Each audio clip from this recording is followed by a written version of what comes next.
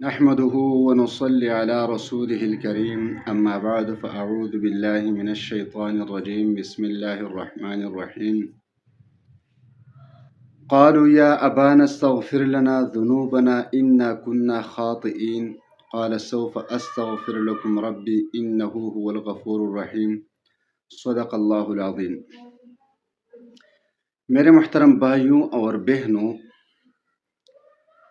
سورۃ یوسف میں اللہ تبارک و تعالیٰ نے ایک ایسی دعا کے بارے میں ذکر کیا ہے کہ اگر کوئی بھی مسلمان چاہے مرد ہو یا چاہے عورت ہو وہ پڑھ لے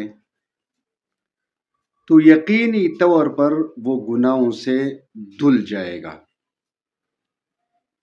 آج میں آپ کو اسی آیت کریمہ کا وظیفہ بتاؤں گا جو آپ کے دل کی ہر تمنا کو پورا کر دے گی۔ آپ کے دل میں جو بھی تمنا ہوگی، جو بھی خواہش ہوگی، جو بھی مراد ہوگی، اللہ تبارک و تعالیٰ اس کو پورا کر دے گا۔ اگر آپ کے رزق میں تنگی ہے تو اللہ تبارک و تعالیٰ آپ کی رزق کی تنگی کو دور فرما دے گا۔ اگر آپ کو مال کی پریشانی ہے تو مالی پریشانی کو اللہ تبارک و تعالیٰ دور کر دے گا۔ اگر آپ کا حافظہ کمزور ہے، کوئی چیز آپ یاد نہیں کر سکتے یا آپ یاد کر لیتے ہیں لیکن جلدی ذہن سے نکل جاتا ہے، تو انشاءاللہ تعالی آپ کا حافظہ اتنا تیز ہوگا کہ سیکنڈوں میں کوئی چیز آپ یاد کریں گے۔ جب ایک مرتبہ یاد کریں گے تو انشاءاللہ تعالی کبھی آپ کے ذہن سے زائل نہیں ہوگا۔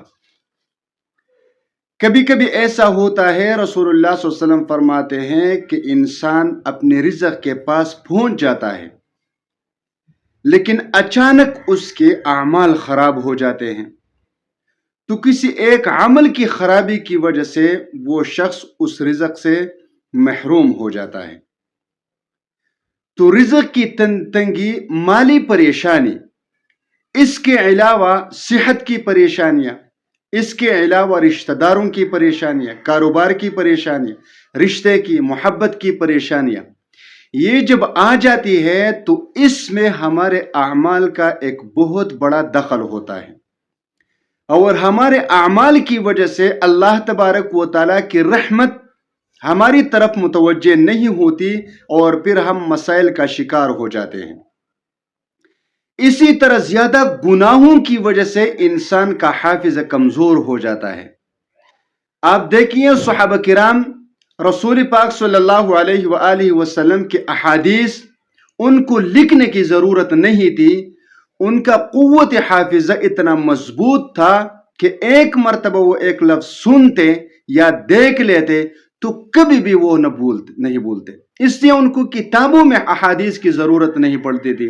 اور آج کل ہمارے حافظوں کے بارے میں تو آپ کو پتہ ہے کہ کوئی چیز یاد نہیں کر سکتے، یاد کر لیتے ہیں تو ایک منٹ کے بعد وہ ہمارے دماغ سے نکل جاتا ہے۔ امام شافعی رحمۃ اللہ علیہ کو بھی اپنے استاذ نے یہی کہا تھا کہ گناہوں کی وجہ سے حافظہ کمزور ہو جاتا ہے، تو رزق کی تنگی بھی گناہوں کی وجہ سے آ جاتی ہے، مال کی پریشانی، اس کے علاوہ رشتہ داروں کی، کاروبار کی پریشانیاں اعمال کی وجہ سے آ جاتی ہیں۔ حافظ بھی اعمال کی وجہ سے، برے اعمال کی وجہ سے کمزور ہو جاتا ہے۔ لہٰذا جب آپ اس آیت کریمہ کو پڑھیں گے تو آپ گناہوں سے دھل جائیں گے۔ جب آپ گناہوں سے دھل جائیں گے، آپ کے گناہ معاف ہو جائیں گے، تو پھر اپنے رب سے آپ جو بھی مانگو گے اللہ تبارک و تعالی عطا فرمائیں گے۔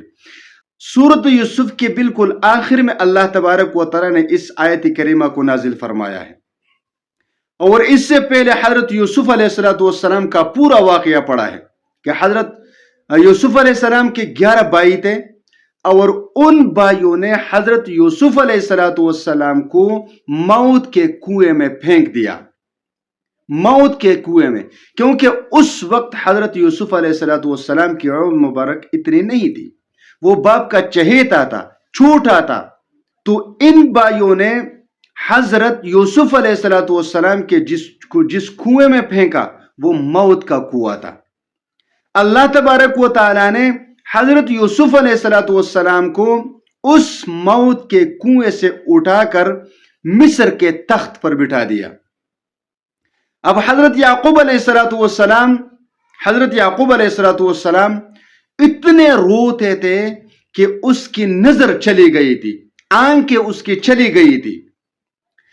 اور جب حضرت یوسف علیہ السلام کی خبر آ گئی حضرت یعقوب علیہ السلام تک، اور اپنے بھائیوں نے ان کو پہچان لیا تو اس کے بھائیوں نے اپنے گناہ کا اعتراف کر دیا حضرت یوسف علیہ السلام کے سامنے۔ پھر حضرت یوسف علیہ السلام نے اپنے ایک قمیض کو ان کے حوالے کر دیا کہ جاؤ اپنے باپ کے چہرے پر اس کو ڈال دیجئے، اس کی نظر آ جائے گی، آنکھیں آ جائے گی۔ تو جب قمیص ان کے چہرے پر ڈال دیا تو آنکھیں واپس آ گئی، نظر واپس آ گیا۔ پھر حضرت یعقوب علیہ السلام کے ان بیٹوں نے حضرت یعقوب علیہ السلام کے سامنے اپنے گناہ کا اعتراف کر دیا، اور انہوں نے کہا یا ابانا استغفر لنا ذنوبنا، اے ہمارے باپ ہمارے لیے اپنے رب سے دعا کرے، ان کننا خاطئین، یقیناً ہم خطا کار ہیں۔ تو سب سے پہلے انہوں نے اپنے گناہ کا اعتراف کر دیا، اور ٹھیک اسی طرح آپ بھی اللہ کے سامنے اپنے گناہ کا اعتراف کریں گے۔ اگر آپ اپنے گناہ پر اکڑے رہیں تو یقین کیجئے کچھ نہیں ہونے والا۔ سب سے پہلے آپ نے ہاتھ اٹھا کر اپنے گناہوں کا اعتراف کرنا ہے، اور پھر اس گناہ کی معافی مانگنی ہوگی، تب جا کر اللہ تبارک و تعالی آپ کی گناہوں کو بخش دے گا۔ اور جب بخش دے گا تو حضرت یعقوب علیہ السلام نے اپنے بیٹوں سے یوں کہا، قال سوف استغفر لکم ربی، حضرت یعقوب علیہ السلام نے فرمایا ٹھیک ہے میں جلد ہی اپنے رب سے تمہارے لیے مغفرت طلب کروں گا۔ اس نے اپنی طرف نسبت نہیں کی کہ میں نے معاف کر دیا، بلکہ اس نے کیا کہا، میں اپنے رب سے آپ کے لیے معافی طلب کروں گا، کیونکہ گناہ بخشنے والی ذات صرف اور صرف اللہ کی ہے۔ اگر ہم ان کی جگہ ہوتے تو ہم کہتے تم نے میرے بیٹے کے ساتھ کیا سلوک کیا، اس کو موت کے کنویں میں پھینک کر میرے پاس آئے، میں معافی دوں، کبھی نہیں ہو سکتا۔ لیکن وہ پیغمبر کی شان ہے اور ہمارے لیے تعلیم ہے کہ اس نے کہا سوف استغفر لکم ربی انہ هو الغفور الرحیم۔ یہی وہ جملہ ہے کہ سورۃ یوسف کے شروع میں ترتیب کے ساتھ اس واقعے کو ذکر کر کے آخر میں فرمائے انہ هو الغفور الرحیم، کیونکہ گناہوں کو بخشنے والی ذات بھی وہی اللہ کی ہے۔ اللہ ہی ہے جو آپ کے گناہوں کو بخش سکتا ہے۔ میں آپ لوگوں کے لیے یہ معافی اللہ تبارک و تعالیٰ سے طلب کروں گا۔ تو آپ بھی اس آیت کریمہ کا یہ جملہ انہ هو الغفور الرحیم روزانہ 313 مرتبہ پڑھا کریں اور اللہ سے دعا کریں۔ 11 دنوں تک اس عمل کو دہرائیں، آپ کی جو بھی حاجت پریشانی ہوگی وہ اللہ تبارک و تعالیٰ پورا کر دے گا، آپ کا قوت حافظہ مضبوط ہو جائے گا انشاءاللہ تعالی۔